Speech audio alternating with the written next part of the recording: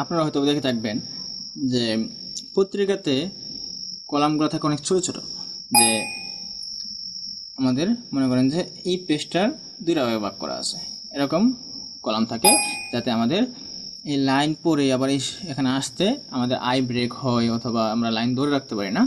তো এই জন্য কলামগুলো একটু ছোটো ছোটো করা হয়।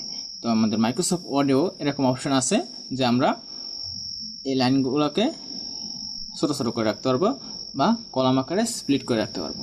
তো এর বিভিন্ন অপশন আছে। মনে করেন যে আমাদের এই দুটো প্যারাগ্রাফ আছে, এই দুটো প্যারাগ্রাফ আমি আমাদের এটাকে সিলেক্ট করব দুটো কলামে। তো তার আগে আমরা একটু দেখি যে কীভাবে আমরা কলামটাকে আমাদের ডকুমেন্টটাকে ডাবল কলামে অ্যাডজাস্ট করতে পারি। তো আমরা এখানে সিলেক্ট থাকা অবস্থায় আমরা যদি লেআউটে যাই, লেআউটে যাওয়ার পরে এখানে দেখবেন যে কলাম আছে, কলামের ড্রপডাউনে যদি আমরা এখানে আরও কিছু পিসেট পাচ্ছি, যে আমাদের 1 2 3 এরকম কিছু পিসেট এখানে আছে, অথবা মূল কলাম এখানেও আছে।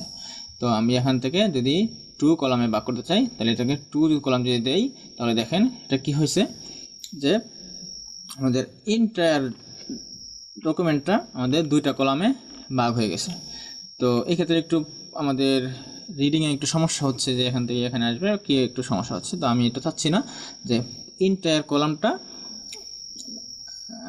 এন্টায়ার ডকুমেন্টটা আমাদের 2টা কলামে ভাগ হয়ে যাক। তো এটা থেকে আবার ফিরে আসার জন্য আমরা আমাদের কন্ট্রোল জে বাটন চাপবো, এটা হচ্ছে ফর আন্ডো। তাহলে এখান থেকে আমরা আন্ডো চাপবো অথবা কন্ট্রোল জে। তো আমাদের পুরো অবস্থা ফিরে আসছে। আমি শুধু চাচ্ছি যে এই 2টা প্যারাগ্রাফ আমাদের থাক হচ্ছে 2টা কলামে। তো আমি এই অংশটুকু এর জন্য সিলেক্ট করে নিতে হবে। প্রথমে আমি এই অংশটুকু সিলেক্ট করব। সিলেক্ট করার পরে আমরা এখান থেকে কলাম থেকে যাব হচ্ছে 2 কলাম। তাহলে 2 কলামে দিলে আমাদের এই 2টা অংশ এখান থেকে 2টা কলামে ভাগ হয়েছে, আর উপরে এবং নিচে সবগুলো আমাদের আগের মতোই ঠিক আছে। তো এটা একটা সুন্দর একটা দেখা যাচ্ছে। তো আমরা একটু দেখা যাচ্ছে যে এখানে একটু লাইন বেশি মনে হচ্ছে, এখানে একটু কম মনে হচ্ছে, এবং মাঝখানের গ্যাপটাও একটু বেশি। আমরা সবগুলো অ্যাডজাস্ট করতে পারবো।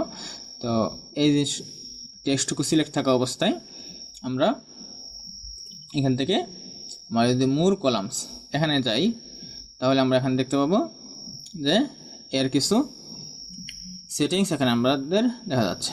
তো নাম্বার অফ কলাম এখানে 2 আছে, আমরা 2টাই রাখতে যাচ্ছি। তো এখানে আমাদের আছে ইকুয়াল কলাম উইথ, তার মানে হচ্ছে এই কলাম এবং এই কলামের উইথ বা প্রশস্ততা হচ্ছে আমাদের সেম থাকবে। তো আর অ্যাপ্লাই টু হচ্ছে সিলেক্টেড টেক্সট, আমাদের যে সিলেক্টেড টেক্সট আছে শুধু এই জায়গায় আমাদের অ্যাপ্লাই করবো, আমরা এটাই চাচ্ছি। তো আমাদের এই স্পেস যেটা আছে, এই স্পেসটা হচ্ছে আমাদের একটু বেশি মনে হচ্ছে, আমরা একটু ওটা কমাই দেবো।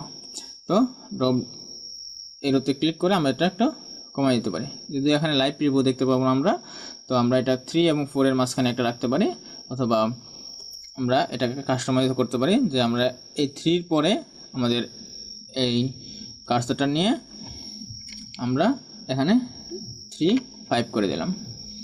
তো আমরা যদি এর মাঝখানে কোনো লাইন দিতে চাই, তাহলে আমরা যদি লাইন বিটুইন দেই, তাহলে এখানে আমাদের প্রিভিউ দেখতে পাচ্ছেন, আমাদের এখানে একটা লাইন আমাদের দেখাবে। তো আমরা এটা দিতে পারি, না দিতে পারি। তো আমি এই ক্ষেত্রে আমাদের এটাকে লাইন দিতে যাচ্ছি না, তো আমাদের এতটুকু থাক, আমরা দেখি এখন কি হচ্ছে। তো ওকে, তো এটা আমাদের গেল যে আমাদের এই কলাম এবং এই কলামের মধ্যে আমাদের টেক্সটটুকু আসছে। কিন্তু আমরা যদি একটু দেখি যে এটা এখন বেশি ছোট হয়ে গেছে, এটা একটু বেশি বড় হয়েছে, যেহেতু আমাদের এটা বাম পাশে, তাহলে আমরা এটাকে ফুল রাখি এবং এটাকে শর্ট রাখি। তার জন্য আমরা 2টা লাইন এখান থেকে আমি এই পাশে দিয়ে দিই, যে এইখানে আমি যদি কার্সরটা নিয়ে এসে এখানে দেখেন আমাদের ব্রেকস অপশন আছে। এই ব্রেকস অপশন থেকে আমাদের এটা পেজ ব্রেক হবে না, আমাদের এটা হচ্ছে কলাম ব্রেক। আর এখানে বিভিন্ন অপশন আছে, আপনারা এগুলো ট্রাই করবেন। তো এখানে কলাম ব্রেক, তাহলে এই যে এখানে একটা দেখা যাচ্ছে কলাম এখান থেকে ব্রেক হয়ে এখানে যাচ্ছে।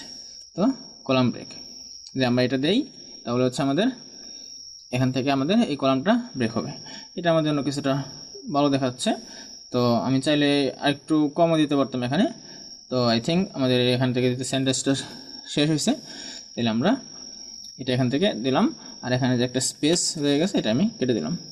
তো এভাবে আমাদের লং যদি কোনো প্যারাগ্রাফ অথবা লাইন থাকে সেইগুলোকে আমরা 2টা বা অধিক কলামে ভাগ করে এটাকে সুন্দর এবং রিডেবল আরও ভালো করতে পারি। তো এভাবে আমাদের যেখানে প্রয়োজন হবে আমরা এই রিঅ্যারেঞ্জগুলো ব্যবহার করে আমরা আমাদের ডকুমেন্টটাকে প্রপারলি খুব সুন্দরভাবে সাজাবো।